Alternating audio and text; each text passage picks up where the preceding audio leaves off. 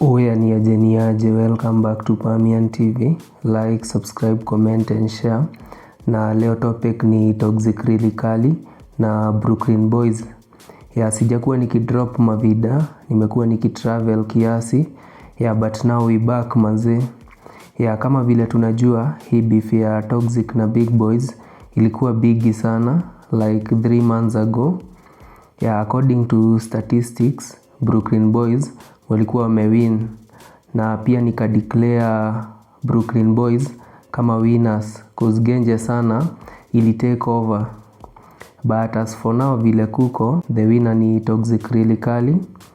Hata kwa dump site kuna line Toxic alisema that mwenye atatoka mtiti wa kwanza akona jegi, na kama vile mnacheki Big Boys walitoka mtiti wa kwanza.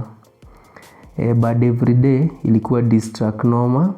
Hata Big Boys wakashindwa kureply na diss. Ni Mr. Right tu ana reply tu na ma freestyles kwa IG akitumanga ma subliminals. Huwezi reply but everyday na subliminals bana. Majuzi kuna fan aliambia Toxic that alisema that mwenye atatoka mtiti wa kwanza akona jegi.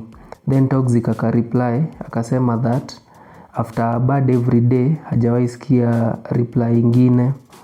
Na ni ukweli, Big Boys walidhani wametake over na Genje sana.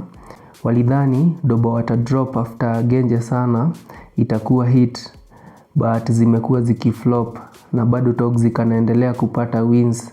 Jaja, hit, zote ni bangers, but Big Boys, Chapa na East kwetu bado hazipati traction considering ni group na Toxic ni one man.